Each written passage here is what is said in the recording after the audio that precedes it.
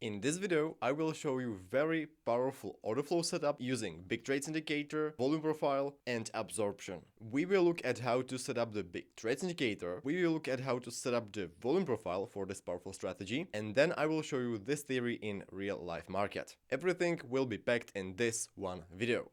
I will demonstrate this strategy on Bitcoin futures, but you can use this strategy on every single instrument which has volume. So Nasdaq, gold futures, etc. So let's waste no more time and let's get straight into it, shall we? First and foremost, we need to configure the volume profile so that it displays the delta.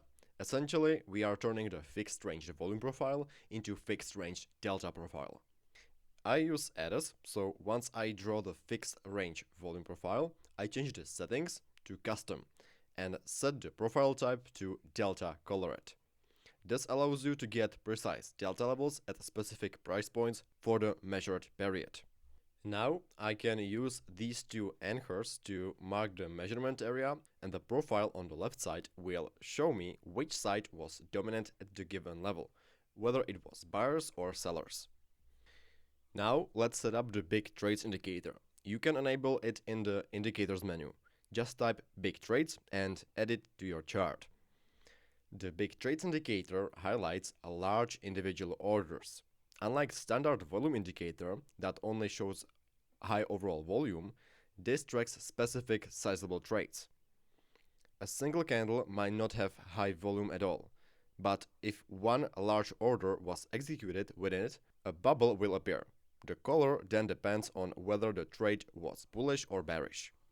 The main difference between volume indicator and the big trades indicator is that volume shows you the total cumulative volume, which could be made up of many small retail orders. The big trades indicator, on the other hand, flags individual massive orders. If an order is large enough, the indicator highlights it for you. Without this tool, that specific trade would just disappear into total volume, and you wouldn't know that a big player just stepped into the market with buy or sell order. That's why the big trades indicator is so popular among the professional order flow traders, like for example Fabio Valentini.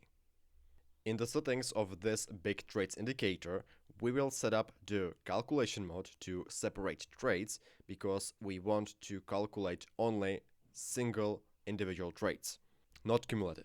Then the minimum volume is set to 50 for Bitcoin.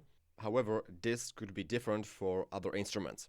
The logic of this setting is as soon as an order larger than 49 contracts appears in a market, the indicator catches it and displays it as a big trade.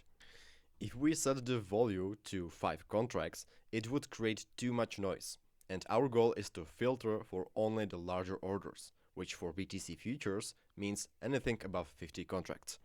Next, we will play a bit with visualization. Here I use the Eclipse settings, which essentially uses bubbles. I want these bubbles to be displayed in the foreground of the chart, and I also use fixed size, which ensures that all bubbles remain the same size, regardless of their volume. To distinguish which bubble contains a larger order, I use the show volume setting, which labels each bubble with a number based on its size. And now, thanks to the settings and thanks to this indicator, we can see big trades in the market. Red bubble is big bearish order and green bubble is big bullish order. So we have everything set up, and now it's time to look at the trading model itself. The core idea is the movement of price from one range to another. This is basic market mechanics. Price jumps between volume levels, between ranges. What I do is I use 15-minute or 5-minute time frame to measure the most recent range along with its breakout. The delta profile shows me strong delta levels where one side had the greatest dominance. If I see that the price break out to the upside, leaving behind a significant level with negative delta, ideally at the same level as the volume area or the POC of the range, it means all those sellers were absorbed. When price returns to these levels again, these traders will want to mitigate their losing short positions. This triggers another pump to the upside, because in order for these absorbed traders to close their shorts, they have to market long, creating additional buying pressure. And the big trades indicator further confirms the entire theory. To fully understand absorption and how market actually works, you need to watch this video right here. In this video, I explain everything about absorption, what it is, how it works, and how to trade it. The whole video is packed with theory and with real-life examples, so you will exactly know what I'm talking about. In short, absorption is key pillar of this strategy. So in order for you to understand this strategy, you need to understand absorption first. Therefore, if you are interested, I'll leave you a link somewhere up here, or you can wait till the end of this video, where we'll be answering with that video. Here we can see the breakout with negative delta. These levels will serve as a support for the price during a pullback. We also see a large individual bearish orders that were also absorbed. This shows that it's not just small retail absorption, but truly big trades orders that absorbed these aggressive sellers. Someone big, institution, bank, or some big whale, was sitting at these two levels with a large limit buy orders and absorbed all the selling pressure. So upon a pullback to this level, we can expect strong bullish reaction upwards into the range above the previous one. There are two ways this could be traded, either by placing a limit buy order around these levels with stop loss below this negative aggressive delta, or by setting an alert for these zones and waiting for confirming absorption on the footprints, or via the big trades indicator.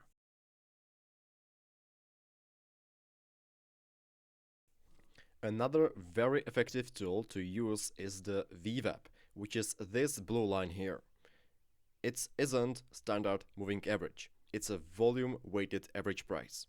This means it acts as another strong support based on a volume, which in this case exactly interacts and overlaps with the big bearish order. So the delta profile shows us a strong zone of cumulative orders that were absorbed, while big trades signals the presence of big players who also absorbed the selling aggression, and the VWAP provides the final confluence. I hope it makes some sense to you.